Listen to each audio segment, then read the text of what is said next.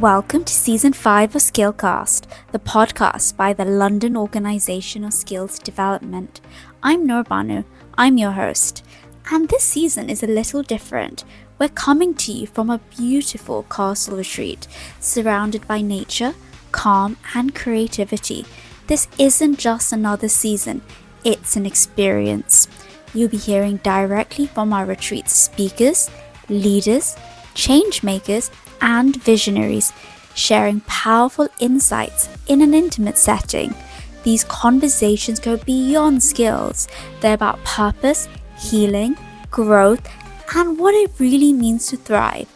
So whether you're joining us with a cup of tea or just need a moment to reset, Season 5 is here to inspire. Let's begin. Well, welcome to Skillcast. Go ahead and introduce yourself. My name is Dr. Dawn Menge, and I am the CEO of Land of Quail's House. So what's that? It's a publishing house where I write stories about my adventures, our family adventures, named after my grandmother. I have 16 books published now. It's won 90 literary awards and over 200 film awards. Wow, that's amazing. Like, did you study literature or writing? What was it that you studied? I actually, when I was in junior college, I studied business management. And my mom is a teacher. She taught kindergarten. So I had a bunch of little kids and we couldn't afford babysitters. So I was able to get college credit by volunteering in her classroom. So I started becoming a teacher that way. And I don't really know how I got into special ed. I actually had a preschool credential. And I worked at a preschool and I didn't really like it. The children were there for like 12 hours a day. And I didn't like it. And someone said that there was an assistant's job at the special education class. So I signed up and I didn't get my TB test right away because someone told me a story that they got disabled because someone threw a basketball off the roof. And I'm like, oh, I don't want to do that. So I finally did it. And I was very thankful that I got into 2 classrooms with the teachers who were there to teach us. And they were wonderful mentors. And they really showed me what I needed to do. And it just went from there.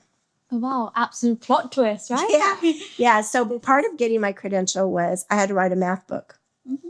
And so I wrote the book it was named after one of my students, Victoria. So I called it Queen Victoria, and it's based on the months of the year. So every month has a new friend, and they do 7 activities. And then we talk about the seasons. And so with that, I got a grant from Cal Poly. It's a local college. And we traveled around to the elementary schools, and my students did skits. And then I would go back the next day and explain their behaviors or their disabilities, whatever questions the children had. And then when I wanted to publish it, I named it after my grandmother, Vernita. And I put the children and our family in it, thinking, well, they don't care, and I was only publishing the one book. I immediately won the Evie Awards, which is an independent publisher out of Colorado, and was getting interviews, and people were asking me, well, what are you doing next? I'm like, I don't know. I wasn't doing anything. So I decided that the queen was going to travel around her kingdom and meet the different people on the flora and the fauna and the cultures within her kingdom. And then Queen Vernita's adventures began from that. Wow. Where does the creativity come from? Because you write for children, if I'm not mistaken. Yes. So when it comes to children and creativity, it's very different to adult creativity. Yes. So how is it? Because you're an adult making these stories. Like, how are you thinking outside the box? Where was the magic coming from? Well, it comes from my actual life. So all these adventures are things that we've done. I've done with my family, my friends. So this picture came from, we took a train from Williams, Arizona to the Grand Canyon, and then we went on the Polar Express. And this is actually a picture of my grandson. He fell asleep in Santa's lap. So all of our illustrations come from actual things that happened, the pictures from. So this is my cousin's daughter. And these were actually pictures that we took during her wedding. And this was rice. So I put them in the book, and it's snowing on them. And these are their dogs. So it's all based on real people and real adventures. This is my cousin. These are my sons. So we were sitting at the Grand Canyon, and they were hanging off the sludge. And of course, we were all having a heart attack. I was like, what are you doing? There was actually a ledge underneath them, so they weren't in any danger at all. But so I took a picture of them with their feet dangling over the Grand Canyon. And then there's some of my favorites here. So they're all taken from our adventures. And this is the Polar Express. We went to Santa's workshop beforehand, and my grandchildren made stuffed animals. And so I changed my grandchildren to this is one of my assistants in my room, and this is her daughter. So everybody in the book is a family, friend, or I even have my students in my books. Do you do the sketches yourself? Oh, gosh, no. I have an illustrator I met at I do a lot of events with our local school district. Mm-hmm. It's called the Young Authors. Mm-hmm. So the children write books, and then they have them published. And so I come to the event as a published author, and I met her there. And so she actually lived a block from me. So it was very nice. And so she was able to do this for me. Amazing. That's so cool. It's so magical. Tell me more about your other books. So this one, I have a friend that I grew up with who moved to Kona, Hawaii. So I went to Hawaii a lot. I love the islands. Came from my parents. They owned a sailboat. And so we did a lot of things sailing. And so I went to Kona. And so this one is based on the volcano, which is erupting right now. But we have the black sand beach. And then there's green sand beach. And then these characters this is one of my assistants in my classroom. Mm-hmm. And then these are her grandchildren. So she was the one inside this book. And then here's the sunset. And then we actually when I first started traveling internationally, my mom took me to Bora Bora, Tahiti, and we went sailing. So I took that picture and put the Queen and her friend sailing around the islands of Hawaii. And I went to the North Shore, and I went swimming in a shark cage with the sharks. And so that's what this picture is from. So let's see. And this is a volcanic national park. Now this is Connor and his dad. So Connor was one of my students, and he has autism. And he uses a communication device, which looks like an iPad, to communicate. And he was very fluent in it. He would be sick, and he would tell us he wanted us to take him to the Rite Aid to get medicine, which is really high functioning because I have lower functioning students. So his dad and him welcomed me to put them in my book. But he's teaching the Queen about his communication device, why he uses it and why he needs it. And so it teaches a little bit about disabilities, but it's not embedding them into it, forcing them to learn about it. They're reading about it. He's learning about the volcanic national park, about volcanoes, and he's teaching the Queen about himself. But it's not a book about disabilities. It's a book about a child who is living their life but has a disability. So I have included some of my children, my students. This is another one for the volcanic park. And so this is Queen Vernita Conquers the Volcanic Islands. I love that. So do you write, what type of children do you write for? Is it a particular demographic of children, or is it for all children? Like you mentioned, you work with special ed students such as autism. Do you make specific books for them as well? Or is it for... It's for all children. It's for all children. Mm-hmm. It's wonderful for children who are learning English as a second language, for children who have reading issues. Because the smaller books, they're pre-K to 6th grade. So the younger books have a repetition to them, which is great for learning facts. And then the older books, like this one is on the desert, the Tucson desert, and it's more of a chapter book.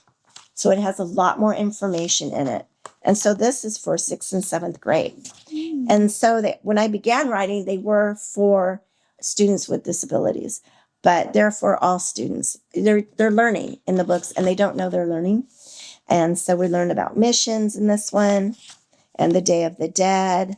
And then this is an actual story that happened with my co-author. He loves the desert. I do not, but he loves the desert. And there was an owl sitting on the cactus, and the baby owl was holding on so tight that it fell over upside down, and it just stayed on there. So he wanted it inside the illustration. So. Oh, wow.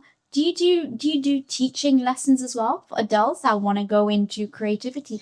Because there's something, they say that adults who find their inner child later in adulthood are much more find peace within their hearts, much more happy as individuals. There's this whole big theory going around.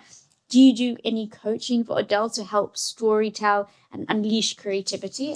Yes, I have began doing workshops. I have a new writing book. It's called Lana Quail's House. Explore Your Passions Through Writing. And it goes through and it teaches you how to find your passion. Because some of us don't know what our passion is. That's a big one. If you haven't tried something, how do you know you like it or not if you haven't tried it? So this talks about your hobbies, your interests, your experiences. I write about my experiences, but other people can write about their hobbies or what they're interested in. And so then you go through and you write about your experiences.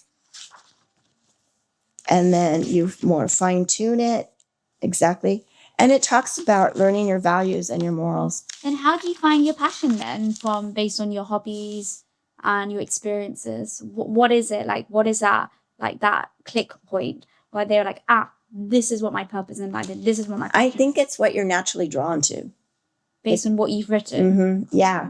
Because, we're so busy living our lives and getting things done and doing our chores or whatever we need to do that we don't really focus on what is it we really want to do.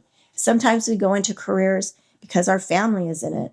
It's not a passion of ours, but we have to find our passions.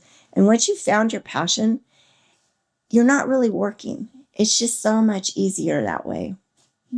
Finding love in what you do, I think that's the best thing. And people who do what they love for work are the most happiest, I find. Yes. How did you find your passion for writing? Well, my job is very hard sometimes. And so it was an outlet. So if you're planning a trip or something, then it's something to look forward to. And I just love traveling and I love writing about my travels and sharing them with just the whole world. And so actually Lana Quails has started an initiative. It's called Literacy Around the World. And I just got back from Ghana. I went in December and we worked with children who live in a little fishing village. And they have an after-school program where they're teaching them academic skills, reading skills, computer skills, to keep them out of sex trafficking and child labor. Because in that small village, they go out in the fishing boats and they actually pass away because they get tangled up inside the nets. They have to swim under the water and undo the nets. And that is also where they're taken for the sex trafficking and when they're out in the ocean. So we brought books. I went with a group and we brought all academic things and some personal things. And they were oh my gosh, they were so excited. There was only supposed to be 30 children and there were over 100. And they were all dressed up in their Sunday and they were so excited to see us. And it was so wonderful to see children excited to learn. We brought them books and pencils, but they were so excited. And the one thing that we all noticed was that the children didn't have phones. They weren't walking around like our children with phones in their hands. They were outside playing, just having fun with each other, with nature. And I think that we've lost a lot by giving our children phones. Yeah. Do you find that further deterring creativity? Oh, yes. Well, we're not thinking anymore. We're being entertained constantly. And we're not using our imagination, our creativity. Children don't even know what it is anymore.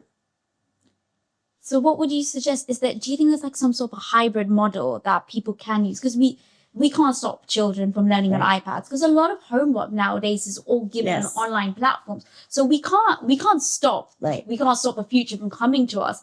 But at the same time, how do we not let go of that creativity that's part of us, within us? Like how can we find that fine balance? Well, I think that parents and teachers should make sure that the children are outside and playing and getting dirty and using pen and paper. I find with my students that even though they're using programs, they're not really retaining the information.